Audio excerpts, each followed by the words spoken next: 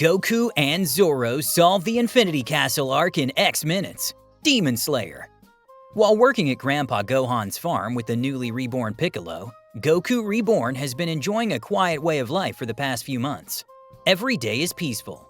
He'd help with the chores, sneak in a little sparring with Piccolo, maybe nap under a tree and then call it a day. And he sleeps like a rock every night. But tonight, as he's asleep and just dreaming silly things like always, something pops up and pulls him out of it. Goku blinks, sits up, and rubs the back of his head. What was that? Still half asleep, Goku steps outside to clear his head, and to pee. He notices Piccolo meditating on a nearby rock, and not wanting to disturb him or deal with whatever that silent judgment may be, Goku scratches his head, shrugs, and with 2 fingers to his forehead, decides to pee somewhere else. Instant transmission! At the exact same time Goku places 2 fingers to his forehead, Zoro is face to face with death itself. Literally. His body's wrecked from all he has experienced during the Onigashima raid, including the fight with Kaido and then with King. And now he's lying flat on his back, barely even able to move. That's when he sees the Reapers swinging down at him, right when Zoro tells the Reaper to stop. But before the blade can reach him, Zoro just disappears. Both Goku and Zoro enter the Infinity Castle at the exact same time as Nakime pulls in Hashira. They both land hard and go, "Huh?" at the same time. But they don't see each other. Not yet. They've landed in different corners of the castle. And with how twisted and infinite this place is, it's going to take some time before they see each other. Now, of course, Zoro's body is still torn up from the fight with King back in Onigashima, but maybe it's the adrenaline from facing death itself. Or just his habit of getting lost no matter where he goes. But Zoro pushes himself up and starts walking, and ultimately walks in on Doma versus Shinobu. It's exactly as Doma is about to slice through Shinobu, but Zoro moves faster than either of them can track, grabs Shinobu out of the way, and lands between her and Doma. His sword is already halfway drawn. "She's a woman," he says. Doma pauses and replies, "I know, I saw." Zoro remembers this kind of smugness from back when he saved Robin from Ineru. One Piece Chapter 275. Without saying another word, Zoro swings and takes Doma's head off while still holding Shinobu. "You're not that guy." Who are you?" Shinobu asks. She's still in his arms. "Lost," Zoro replies, and asks, "What is this place?" But before she can answer, Doma's body starts to twitch. His headless form begins to regenerate. Zoro goes, "Huh?"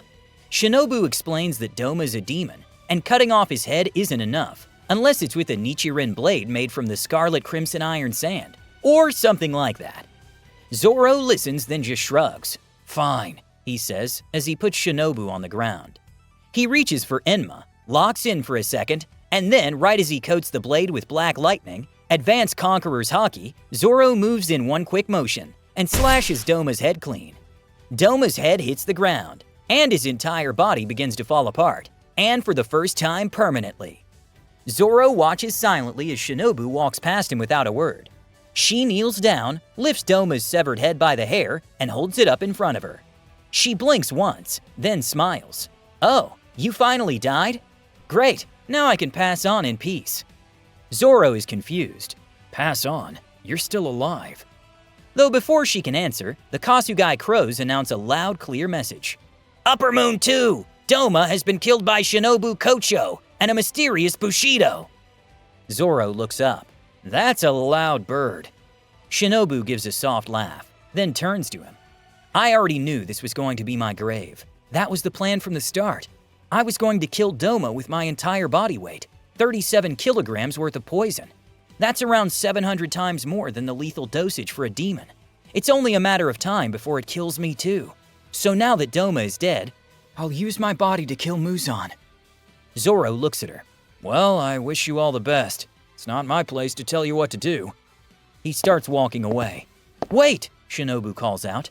"Are you a Hashira from a previous generation or something? You're pretty beat up for someone so strong." Zoro pauses and remembers the pain still pulsing through his body. Indeed, he has been through a lot. "Yeah, I was involved in a pretty big battle before I ended up here," Zoro tells her. She doesn't ask for details. She just digs into her uniform and pulls something out, then tosses it underhand toward him. "What's this?" he asks while catching it. An energy potion. It won't heal you, but it'll keep you from collapsing for another hour or so.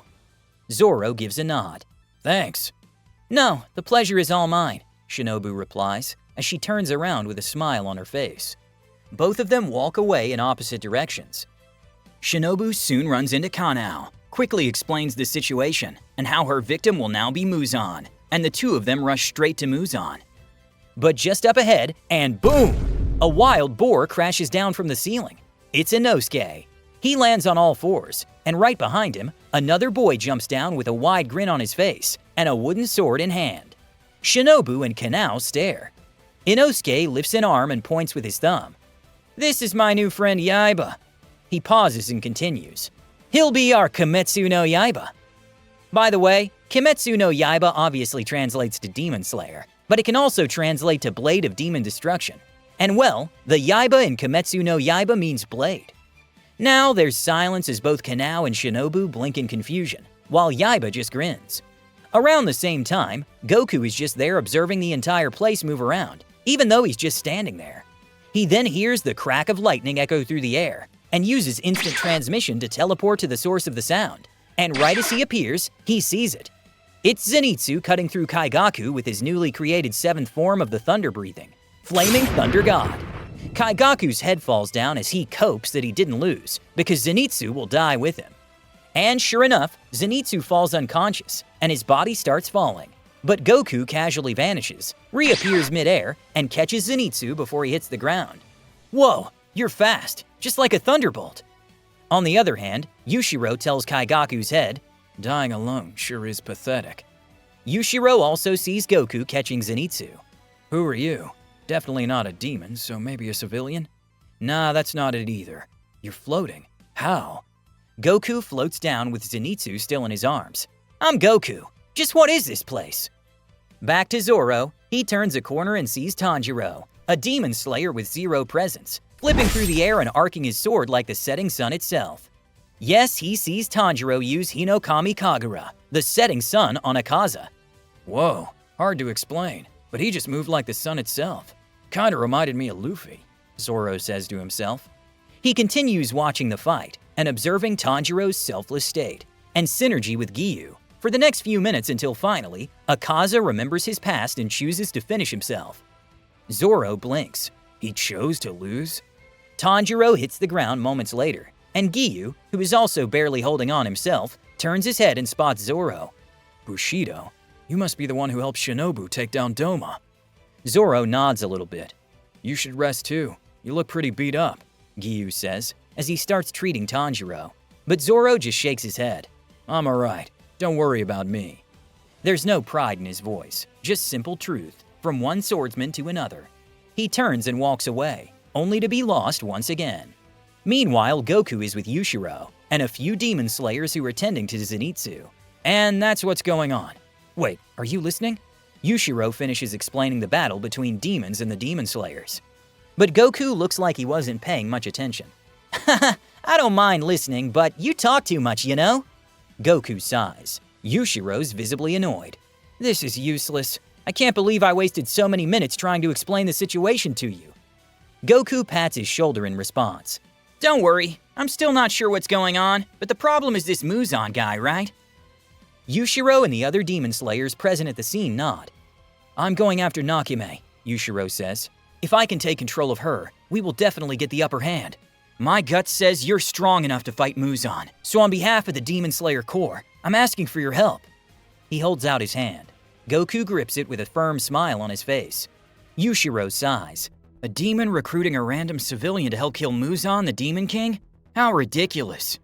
Goku laughs. There's nothing wrong with being a demon, buddy. My friend Piccolo used to be the Demon King. What's wrong is causing trouble for others.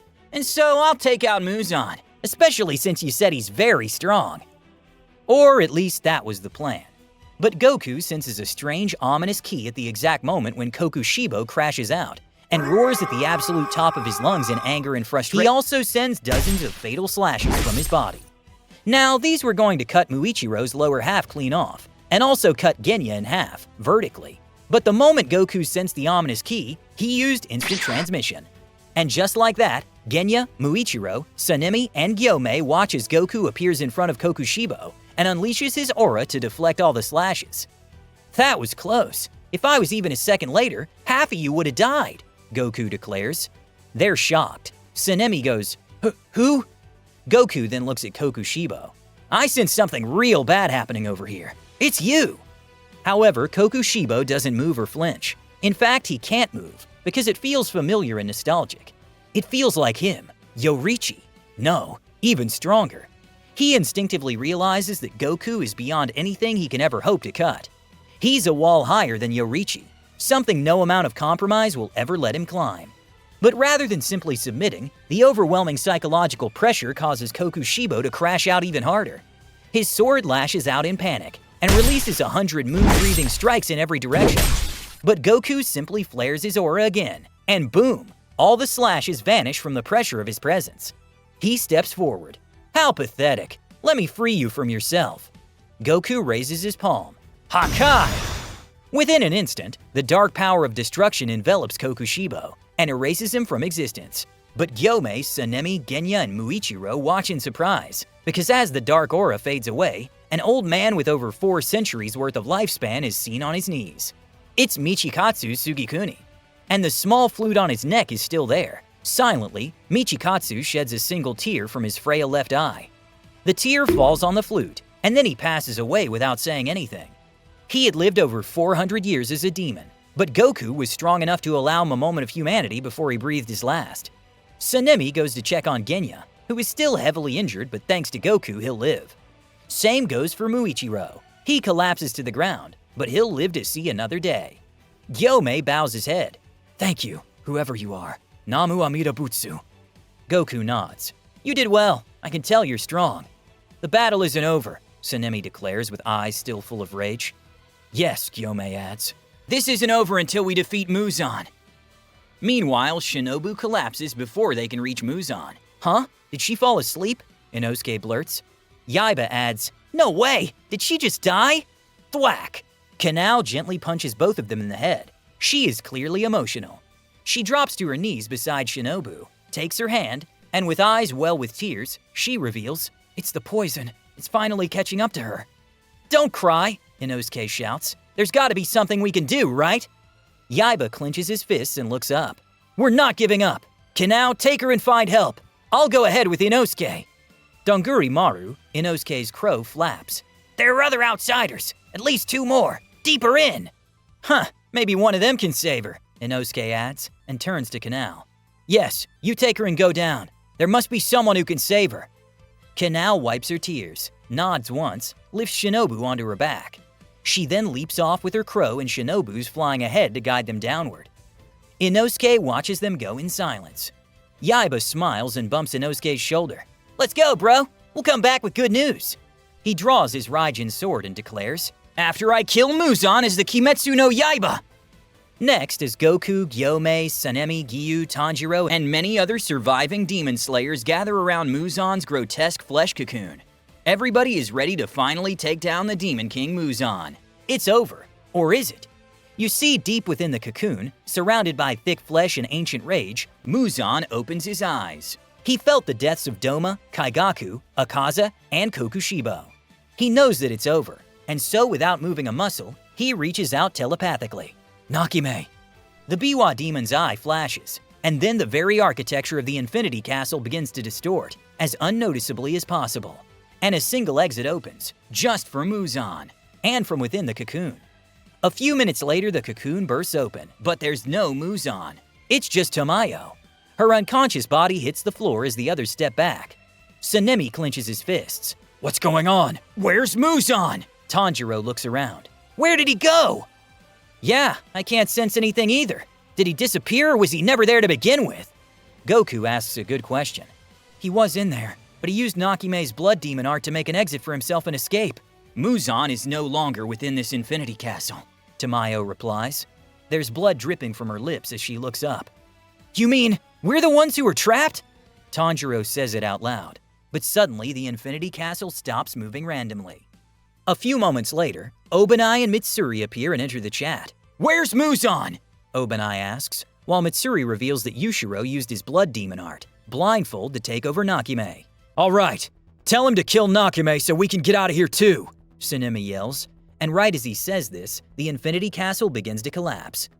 Flashback to about 1 minute ago, as Inosuke and Yaiba are making their way through the Infinity Castle. Inosuke suddenly stops mid-run. Something stinks. Yaiba blinks. "You smell something?" "Yeah, this way," Inosuke shouts and takes off. They both follow it and end up in the center of the chamber, with Nakime right in front of them at exactly the moment when Yushiro takes control of her. Of course, neither of them understand the situation, but they jump into action. Both of them simply exchange glances, and before Yushiro can even tell them what's going on, Yaiba leaps high into the air. The orb at the center of his Raijin sword glows as he starts to spin it at high speed. "Rolling Sword Senpuken!" he roars, as the blade becomes a blinding whirl of lightning that slices the air itself with raw force. Down below, Inosuke braces himself and goes, "Beast breathing! 8th form explosive rush!" He blasts forward at full speed, with both swords aimed straight ahead. Together their attacks converge. Yaiba comes down from above. Inosuke shoots forward from below. Crack! Nakime's biwa shatters, and a second strike from both of them at the same time, where Inosuke uses his 6th form Palisade Bite. Nakime is decapitated. This is what causes the Infinity Castle to fall apart in real time. Everyone is thrown out onto the ground. "Well, I was thinking of using instant transmission, but I didn't know anyone else's key here. Didn't want to end up taking everyone to the wrong place, so this works out better," Goku adds. After a few moments, as everyone, including Shinobu and Kanao, regains their footing outside, they don't see Muzan anywhere. All they see is themselves. And there, standing in the distance under the moonlight, is a swordsman, Zoro. Zoro sees Shinobu standing on her 2 feet. So you survived after all. I'm not sure what happened, and Kanao isn't telling me anything either. Kanao, how did I survive?" Shinobu asks her, but all she sees is Kanao smiling with tears in her eyes. Meanwhile, watching from a distance are 2 silhouetted individuals standing on a hill. "You did the right thing, Naruto, even if it meant exposing ourselves to this world," adult Sasuke says. "Yes, as if I'd ever let someone die on my watch," Naruto, the 7th Hokage, responds. There is a quick flashback that shows Kanao running herself ragged while carrying Shinobu when she stumbles and falls from one of the floors of the Infinity Castle straight downward. Sasuke catches them both and lands next to Naruto. "Please," Kanao gasps. "You two, you must be the outsiders. Please, save Shinobu-san." Naruto kneels and pats her head. "Alright, leave it to me." He lays a hand on Shinobu's stomach and feels the inflow of poison throughout her body. Sasuke also uses his Rinnegan to check. "Naruto, her body's natural flow of chakra is barely even moving. I don't think either of us currently have the healing power to heal her." "I see. True. So for now, I'm going to increase her vitality." Naruto shares massive amounts of his chakra with Shinobu. The influx of chakra forces the poison aside and makes it so Shinobu's body can start working normally again. This leads to Shinobu coughing and beginning to wake up. "She's stable," Naruto adds. "This'll buy a couple of weeks maybe, but you'll need a real antidote, or the poison will still kill her." Kanao nods aggressively and thanks Naruto and Sasuke. Naruto then pats her head again. "Alright, young lady, I'm gonna have to ask you to not tell anyone about us. Is that okay?" Kanao nods. "Yes, of course." And having said that, Sasuke creates a portal, and both Naruto and Sasuke teleport outside the Infinity Castle. But before the portal can close, Zoro falls into it and ends up outside too. He ends up a mile away from Naruto and Sasuke though. Still, this was about 5 minutes earlier. Naruto gets up. "Alright, have you found a way to leave this world?" Sasuke replies. "Not yet. This must be Shibai Otsutsuki doing that. But why? What is even the point? Before it was multiple timelines of our world, and now he's messing with other worlds?" "Yeah, I for one never thought that there's a timeline where I'm an Uchiha. And your brother," Naruto subtly replies. Though before this conversation can continue, someone appears behind them. It's Whis. "Greetings, gentlemen. Allow me to escort you two back to your world," Whis states. "What? Are you with Shibai?" Sasuke asks. "Not even close, and actually I owe you both an apology.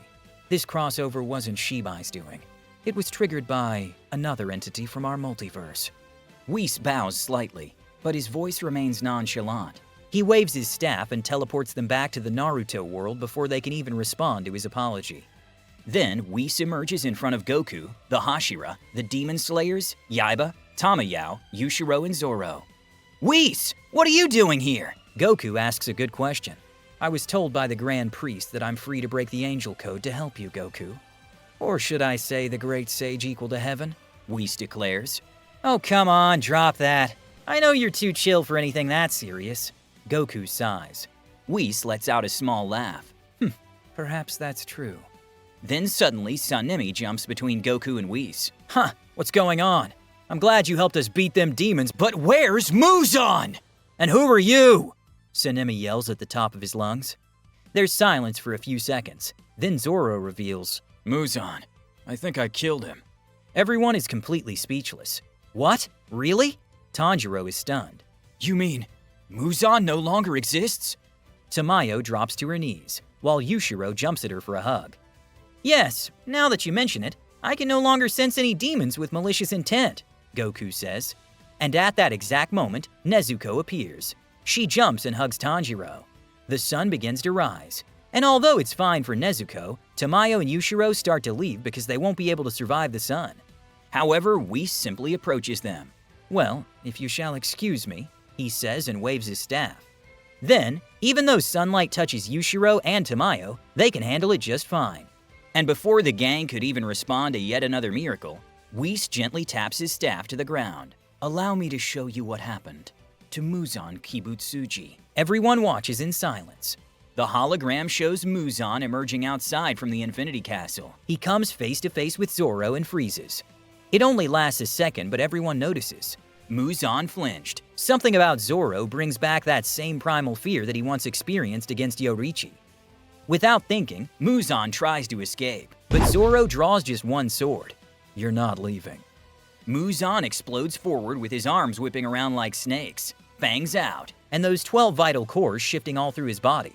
His plan is to tank a slash from Zoro, but immediately escape, like how he once did against Yorichi.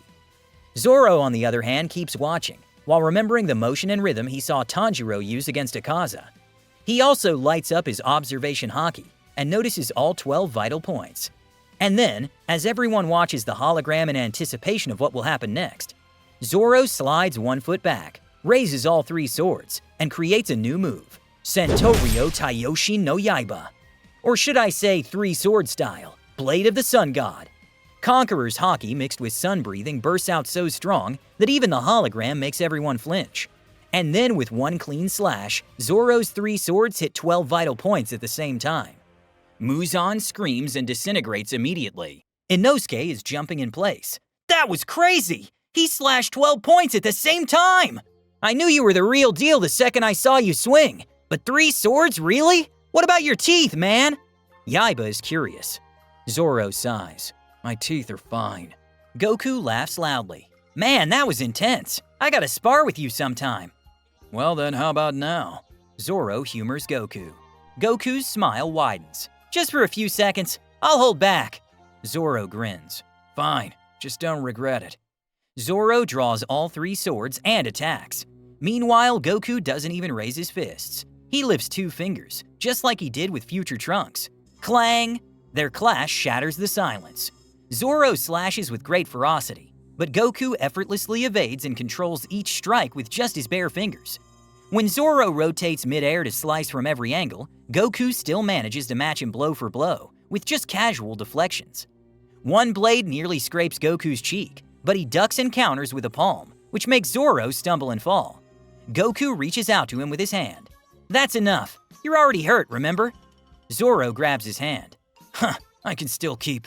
But before he finishes, Zoro finally reaches his full limit and loses consciousness. "Mr. Bushido!" Shinobu is concerned. Goku catches him with one arm.